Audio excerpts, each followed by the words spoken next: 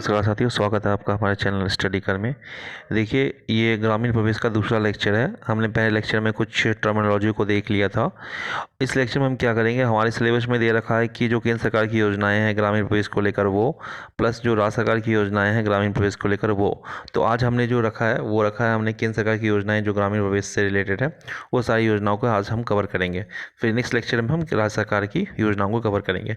तो जो भी सिलेबस में दे रखा है उसके अकॉर्डिंग ही हम चीज़ों को कंप्लीट करने की कोशिश करेंगे। तो चलिए स्टार्ट करते हैं। पहला स्कीम है मनरेगा। मनरेगा आपको पता है, महात्मा गांधी राष्ट्रीय ग्रामीण रोजगार गारंटी अधिनियम। तो आपसे ये क्वेश्चन पूछा कि उत्तर प्रदेश में मनरेगा कार्यान्वयन कितने चरण में हुआ था?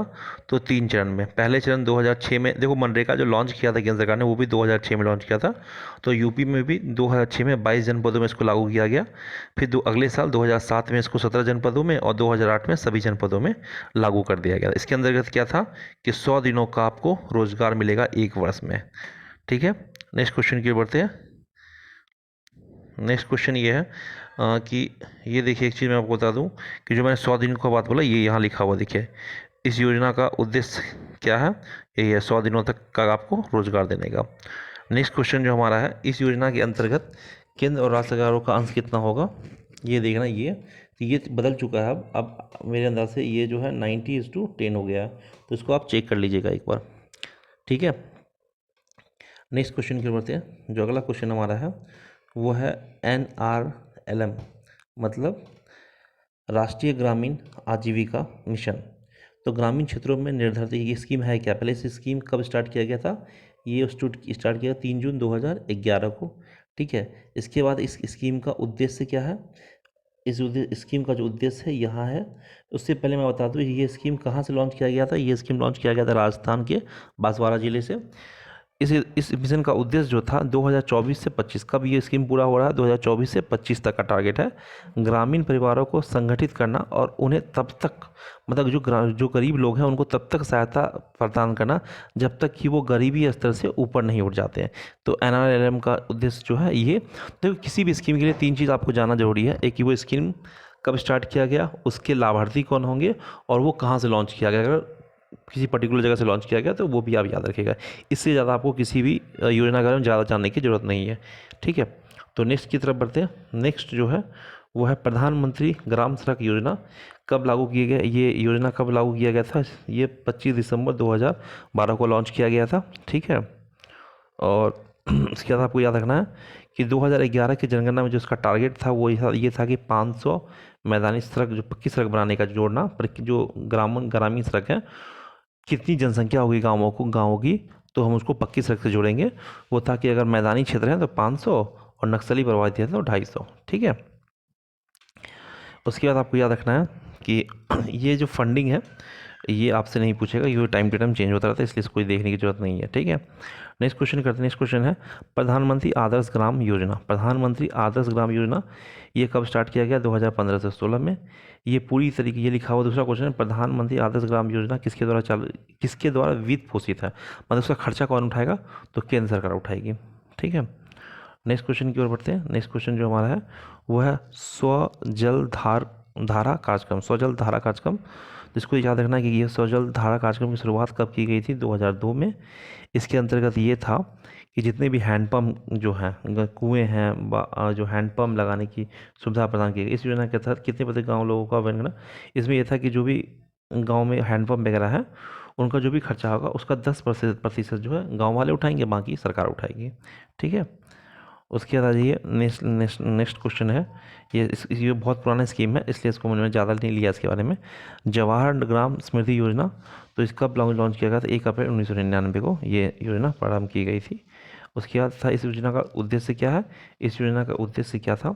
इस योजना का उद्देश्य था, प्राथमिक उद्देश्य ग्रामीण क्षेत्रों में बेरोजगार और अल्प बेरोजगार व्यक्तियों के लिए लाभकारी योजना का अवसर सृजन करना। ठीक है, तो ये आपको सिर्फ इस पर याद होना चाहिए, इतना ज़्यादा नहीं पूछेगा, बहुत पुराना स्कीम है ये। उसके बाद नेक्स्ट क्वेश्चन जो बना है वो ये है, ये पूछ सकता है आपसे कि प्रधानमंत्री कौशल विकास योजना तो ये कब लॉन्च किया गया था? 31 मार्च 2015। देखिए मेनली फोकस आपका होना चाहिए 2014 के बाद जितनी भी स्कीम लॉन्च किए गए केंद्र सरकार के द्वारा, वो आपको पता होना चाहिए। बाकी पुरानी योजना का सिर्फ डेट भी याद रखेंगे तो चल जाएगा आपका काम, ठीक है।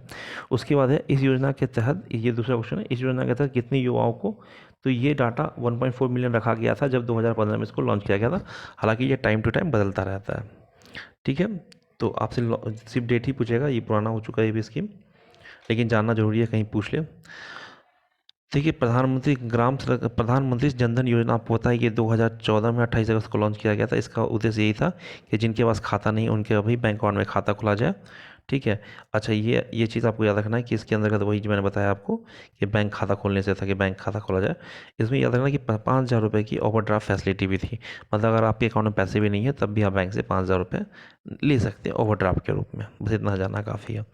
नेक्स्ट स्कीम है प्रधानमंत्री जीवन ज्योति बीमा योजना। ये भी आपको पता होगा कि इसके लिए जो प्रधानमंत्री जीवन ज्योति योजना का फ़ायदा वही ले सकते हैं जिनकी उम्र कितनी होनी चाहिए, 18 से 50 वर्ष के बीच में। इसके अंदर कितने कितने रुपए की बीमा मिलती है? 2 लाख रुपए तक की, ठीक है। उसके बाद नेक्स्ट क्वेश्चन है कि 2022 में, ये 2022 के सबके लिए आवास शहरी आवास हेतु राष्ट्रीय मिशन, संघीय मंत्रिमंडल द्वारा सन 2022 तक के लिए आवास मिशन प्रारंभ करने की अनुमति कब प्रदान की थी? तो 2015 में की गई थी। और इसके लिए क्या था, 6.5% पे आपको जो सब्सिडी प्राप्त होगा, मतलब 6.5% तक का सब्सिडी प्राप्त होगा अगर आप कोई घर बनाते हैं तो ये बहुत पुराना, कोई ज़रूरत नहीं इसका, ये आपको पता होना चाहिए। इसका मतलब ये देखिए कि मरुभूमि विकास कार्यक्रम जो है ये स्टार्ट कब किया गया था? 1970 से 78 के बीच में, बहुत पुराना है।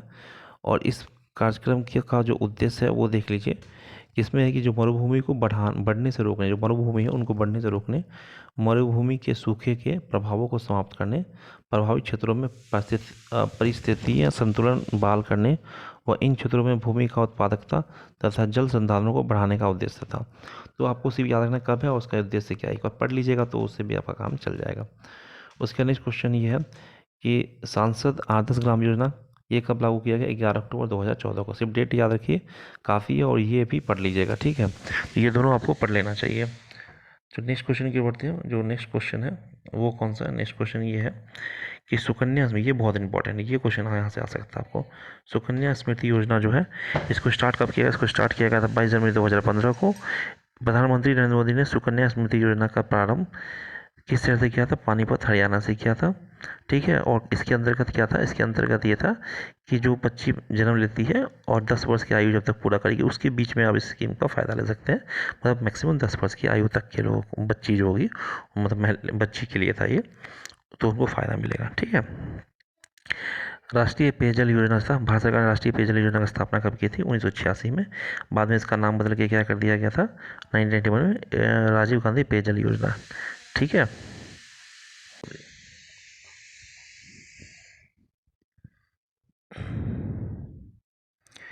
और इसके बाद मैं आपको बता दूं कि जो तो आवाज़ चला गया था बीच में, माफ़ कीजिएगा। ये जो नेक्स्ट स्कीम है वो ये है, ग्रामीण क्षेत्रों में आवास निर्माण हेतु 3% बिंदु की सब्सिडी। मतलब इसमें यह कि अगर 2 लाख रुपए तक आप ऋण लेते हैं इस स्कीम के अंतर्गत, तो जो NHM नेशनल राष्ट्रीय आवास बैंक के माध्यम से आपको 3% तक का सब्सिडी मिलेगा, ठीक है। और ये स्वच्छ भारत मिशन, ये भी बहुत इंपॉर्टेंट है। स्वच्छ भारत मिशन का आपको पता होना चाहिए कब लागू किया गया और इसका उद्देश्य और इसको पूरा करने की तिथि क्या थी? 2019 2 अक्टूबर तक का डेट था। शौच मुक्त, मतलब खुले में जो बाथरूम का वो था उसको बंद करना इसका उद्देश्य था। और इसके अंदर के जो पैसे मिलते थे वो कितने थे? 12,000 रुपये, ठीक है। तो ये सारी चीज़ें आपको पता होनी चाहिए। नमामि गंगा स्कीम बहुत इंपॉर्टेंट नहीं है, इसलिए आपको पता होना चाहिए कि ये इसका मतलब ये किससे जुड़ा हुआ है। तो नमामि गंगा आपको बताइए, गंगा की सफाई और संरक्षण से जुड़ा हुआ है। नेक्स्ट है अटल मिशन पेंशन योजना। इसके बारे में आपको जानना बहुत जरूरी है कि अटल पेंशन का फोकस क्षेत्र था किसी अनऑर्गेनाइज वर्कर जो थे, असंगठित क्षेत्र में जो लोग काम करते थे उनके लिए था। इस योजना का फ़ायदा लेने के लिए आपकी उम्र कितनी होनी चाहिए? 18 से 40 वर्ष की। और इसके अंदर का जो फ़ायदा मिलेगा वो आपको 60 वर्ष की 1,000, देखिए इसमें 60 वर्ष की मिलना शुरू कब होगा? 60 वर्ष की आयु के बाद आपको मिलना शुरू होगा। और इसमें क्या था कि योगदान जो सरकार देगी स्टार्टिंग में 5 वर्ष को 1,000 रुपये केंद्र सरकार की तरफ से 5 वर्ष होता है, मतलब 5 वर्ष तक ही केंद्र सरकार 1,000 रुपये अपने ओर से डालेगी। और जब आपकी उम्र 60 साल हो जाएगी तो आपको पैसे मिलेंगे पेंशन के रूप में, ठीक है। नेक्स्ट क्वेश्चन है कि प्रधानमंत्री रोजगार सृजन कार्यक्रम। अब रोजगार सृजन कार्यक्रम में इसका उद्देश्य क्या है? 15 अगस्त 2008 को इसको स्टार्ट किया गया था। प्रधानमंत्री रोजगार सृजन कार्यक्रम के तहत पूर्ववर्ती किन दो योजनाओं का विलय किया गया? तो प्रधानमंत्री की रोजगार योजना एवं ग्रामीण रोजगार सृजन कार्यक्रम दोनों को मिक्स कर दिया गया था। ठीक है, तो ये देख लीजिएगा। उसके बाद आपको ये इसमें जो ये लिखा हुआ है इसको आप पढ़ लीजिएगा एक बार। हालांकि कोई इंपॉर्टेंट नहीं है इसलिए मैं इसको छोटा हूँ, बाकी आपकी इच्छा पढ़नी हो तो पढ़ सकते हैं आप। अब आ जाइए प्रधानमंत्री सुरक्षा बीमा योजना। प्रधानमंत्री सुरक्षा बीमा योजना की जो आयु है वो 18 से 70 वर्ष के आयु के कोई भी लोग इसके पात्र होंगे, मतलब उनका फ़ायदा ले सकते हैं, स्कीम में जुड़ सकते हैं। इस योजना के अंतर्गत क्या होगा? इस योजना के अंतर्गत 12 रुपये मतलब प्रति वर्ष आपको देना होगा, मात्र 12 रुपये मतलब 1 रुपये प्रति माह देना होगा, और 2 लाख तक की आपको बीमा मिलेगी इसके अंतर्गत। ठीक है, नेक्स्ट क्वेश्चन की जरूरत है। नेक्स्ट क्वेश्चन जो है वो है राष्ट्रीय ग्रामीण पेयजल कार्यक्रम। इसका उद्देश्य क्या है ये देख लीजिए। इसका उद्देश्य भी याद रखना, इसका उद्देश्य है कि 2022 तक का टारगेट रखा गया है कि 70 लीटर पानी उपलब्ध कराना प्रति व्यक्ति। ठीक है, प्रतिदिन। बस इतना याद रखिएगा कि जो राष्ट्रीय ग्रामीण पेयजल योजना है उसको पूरा कब 2022 तक करना है, और 70 लीटर पानी उपलब्ध कराना इसका उद्देश्य है। ठीक है, नेक्स्ट क्वेश्चन जो हमारा है नेक्स्ट वो है एलपीजी सिलेंडर से। ठीक है, पहले स्कीम आपको पता है कि पहले स्कीम एलपीजी सब्सिडी से था, उसमें डीबीटी या डायरेक्ट बेनिफिट ट्रांसफर मिलेगा आपको। और इसके अंतर्गत जो स्कीम के अंतर्गत ये कहा गया कि जो महिलाएं हैं उनको फ्री में गैस कनेक्शन सिलेंडर दिया जाता था, और इसमें कुछ पैसे भी आते थे। तो आपको याद रखना, सिर्फ इतना याद रखना इस स्कीम के अंदर कि पहले स्कीम किससे जुड़ा हुआ, तो गैस सिलेंडर से। ठीक है, अब आ जाइए नेक्स्ट क्वेश्चन जो है हमारा है वो भारतमाला राजमार्ग विकास की एक मेगा योजना भारतमाला। तो भारतमाला योजना जो स्टार्ट किया गया वो देखिए ये डेट 24 अक्टूबर 2017, और इसकी शुरुआत जो की गई है वो कहाँ से की गई? गुजरात। बस आपको इतना याद रखना है इसकी शुरुआत कहाँ से की गई, गुजरात। इन राज्यों को याद करने की जरूरत नहीं है, बस आप ये गुजरात याद रखिए कि शुरुआत कहाँ से की गई। इसका फिर याद रखिएगा एक पॉइंट्स में, भारतमाला में कितने गलियारों का निर्माण करना है? 50 गलियारों का निर्माण करना। अभी कितना है इससे कोई मतलब नहीं है आपको, लेकिन इसका उद्देश्य 50 राष्ट्रीय गलियारों का सृजन करना। ठीक है, नेक्स्ट क्वेश्चन जो हमारा है वो है प्रधानमंत्री वय वंदना योजना। अब देखिए वय वंदना योजना किससे जुड़ा हुआ है? ये वरिष्ठ नागरिकों के लिए पेंशन योजना है। बस इतना ही पता होगा तो काम हो जाएगा आपका। इसके अंतर्गत ये है कि अगर 1.5 लाख रुपए का आप निवेश करते हैं, 1.5 लाख रुपए तक का अगर निवेश करेंगे तो आपको 1,000 रुपये तक का पेंशन मिलेगा। तो वय वंदना जो क्वेश्चन ऐसे ही आएगा, वय वंदना योजना किससे जुड़ा हुआ है, तो आपको पता होना चाहिए कि वरिष्ठ नागरिकों के पेंशन से है। ठीक है, नेक्स्ट क्वेश्चन हमारा है कि प्रधानमंत्री ग्रामीण डिजिटल साक्षरता अभियान, ये पता 8 फरवरी 2017 को लॉन्च किया गया था, और इसका उद्देश्य ये था कि डिजिटल शिक्षा देना, कंप्यूटर की जागरूकता बढ़ाना, लोगों को कंप्यूटर चलाना सिखाना ग्रामीण क्षेत्रों में, ये इसका उद्देश्य था। देख लीजिएगा ये 2 क्वेश्चन है। हर स्कीम के बारे में बस बेसिक चीज़ आपको पता होना चाहिए, पूरा रटना नहीं है, स्कीम बहुत सारा है, और पुराने स्कीम पर तो बिल्कुल ध्यान नहीं देना। 2015 या 14 के बाद जो स्कीम आया उस पर थोड़ा ध्यान दीजिएगा। ठीक है, नेक्स्ट क्वेश्चन जो है कुसुम योजना, आपसे पूछ सकते हैं कुसुम योजना क्या है, तो आपको पता होना चाहिए कुसुम योजना क्या है। ठीक है, तो वो फ़ायदा पड़ेगा आपको। देखो जैसे कुसुम योजना पूछा आपसे, कुसुम योजना, तो कुसुम योजना क्या है? सोलर वाले से ऊर्जा जो सुरक्षा का है ना, कुसुम योजना का उद्देश्य है इस योजना के तहत देश की सिंचाई के लिए इस्तेमाल होने वाले सभी पंपों को सोलर आधारित बनाना। कब तक? 2022 तक का टारगेट रखा गया। ठीक है, और ये देखिए ये जो डायग्राम आप देख रहे हैं, ये डायग्राम देख लीजिए, ये डायग्राम की बात कर रहा हूँ मैं। नेक्स्ट क्वेश्चन ये है कि कुसुम योजना के तहत पहले चरण में किस प्रकार, तो पहले चरण में डीजल की से चलने वाले पंपों को सोलर बेस्ड बनाने का वो रखा गया, एम रखा गया।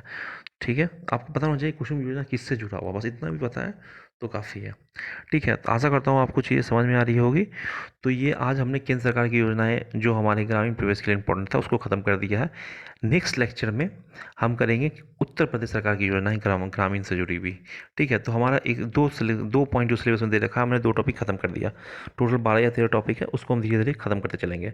आशा करता हूँ आपको चीज़ें पसंद आ रही होगी। अगर पसंद आ रही है तो अपने दोस्तों के साथ शेयर करें, चैनल को सब्सक्राइब करें, लाइक करें, और कमेंट के माध्यम से हमें जरूर बताएं कि आपको हमारा लेक्चर कैसा लग रहा है। बहुत बहुत धन्यवाद।